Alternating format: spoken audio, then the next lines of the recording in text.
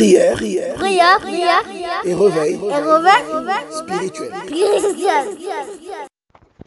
Bonjour frères et sœurs en Christ, et j'aimerais dire merci à frère Francis pour la parole, et je dis merci au Seigneur pour le pain de ce jour, car quand tu médites sur le pain de ce jour, tu auras une révélation. Et en méditant sur ces écritures, j'ai eu une révélation qui concerne ma propre vie. Là, on parle de Jésus et je remplace ma situation sur le nom de Jésus-Christ. Et je peux donner de ça comme un témoignage selon l'écriture. Et j'aimerais aussi dire merci à la sœur Madame, moi. Je ne sais pas si c'est ça le nom, mais le numéro se termine avec le 534. Et le nom que je vois, c'est Madame, la sœur Madame, quelque chose comme ça. Donc, ouais, que Dieu vous bénisse et je suis vraiment béni de votre exhortation ce matin. L'exemple, donc, l'illustration que je vais donner ici. Hérode, ce sont des gens qui ont parlé dans ma vie, qui ont voulu voir ma chute. Je vais donner un exemple. Pour l'instant, je ne suis pas à Brazza, mais quand j'étais à Brazza, les membres de ma famille, ça c'est Hérode pour moi, qui disait que non, je ne serai pas un homme bien dans la vie.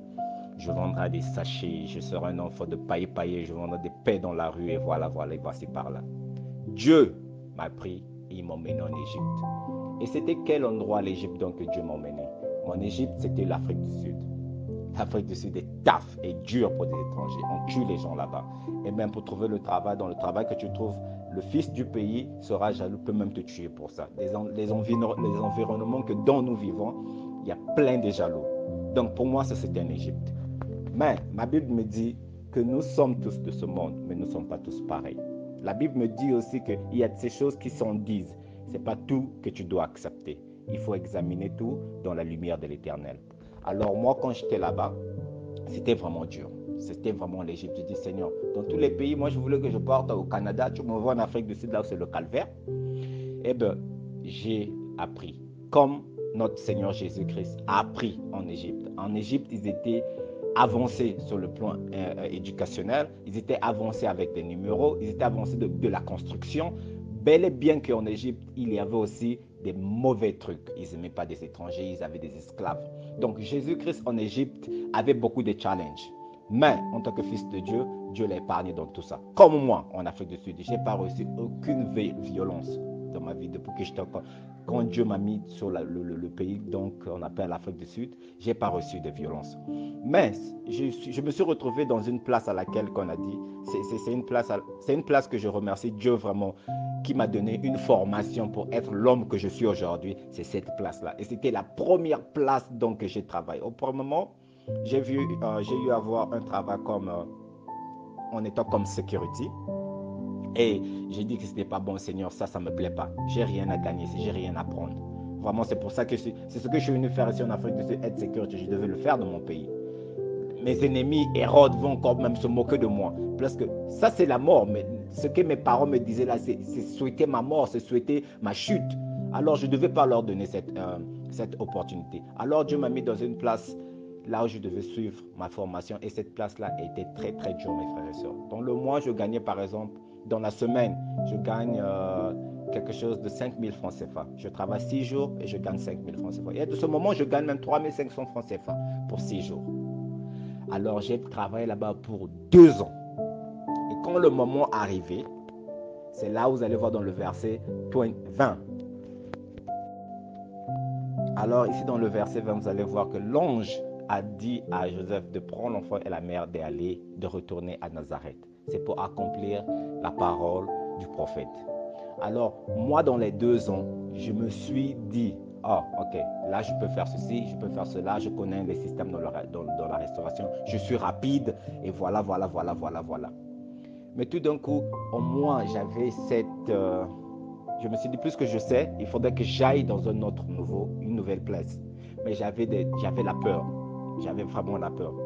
Et pour moi, l'ange, c'est une personne qui était dans l'industrie, qui m'a dit, Alain, là, tu as déjà appris, ne reste plus ici là pour longtemps, là, va dans une autre place. Vous voyez? Et quand je suis parti dans une autre place, mon salaire était 5 fois ce que je gagnais là-bas. Mais je voulais bien quitter. Avant que je quitte, c'est une personne qui m'a donné un pouce pour me dire, écoute, quitte, c'est un moment de partir. Alors, Hérode étant mort, Hérode, ce sont les gens qui ont parlé mal de ma vie. Ce qui était mort en eux, ce n'est pas la vie. Ce qui était mort, ce qui était, en fait, ce qui a, le français, ce qui était mort en eux, c'était la négativité qui parlait en moi. Ils ont vu ce que le Seigneur a fait dans ma vie. Ce qui disait que non, je devais être un enfant de paille-paille, je devais être un enfant de vendre de l'eau, de vendre des pains, de ceci, voilà. Ils ont vu que ce qu'on a dit, vraiment, ça ne s'est pas réalisé. C'est un autre truc qu'on voit. Je deviens un exemple dans la famille que tout enfant devait suivre. Alors, Hérode meurt. Mais plus que ma Bible me dit, je te bénirai afin que je mettrai une table devant toi, afin que tu t'assoies avec tes ennemis et que vous vous réjouissez ensemble. Et la parole s'est accomplie. Vous voyez, aujourd'hui, je m'assis avec mes ennemis, on cause avec eux et ils prennent des exemples sur moi, sur leurs enfants, pour leur éduquer. Vous devez être comme Alain. Voici cette table donc l'Éternel a mis et il me dit, bon Alain, voilà, là je te dis d'aller maintenant dans un autre pays. Ça, c'est Hérode pour moi. Donc, frères et sœurs, je donnerai un exemple. Je veux encourager chacun de nos frères et sœurs. L'Égypte, pour un chrétien, quand tu es en Égypte, ce n'est pas pour rien. Apprends comme l'a fait notre serveur, notre Seigneur Jésus-Christ. C'est ce qui lui a permis à lire le scribe. S'il n'était pas passé par en Égypte, je ne sais pas si Jésus devait apprendre à avoir cette knowledge, cette maturité et tout cela en tant qu'humain. C'est vrai qu'il était Dieu, mais en tant qu'humain, il devait apprendre aussi les lois humaines. Donc, ne vous souciez pas de là où vous êtes. Vous vous dites que je suis chrétien. Pourquoi je suis ici? Je ne devais pas être ici. Non, le Seigneur a permis Jésus-Christ à être en Égypte. Il peut aussi te permettre d'être en Égypte. Mais quelle est la raison pour toi d'être en Égypte? C'est pour apprendre quelque chose.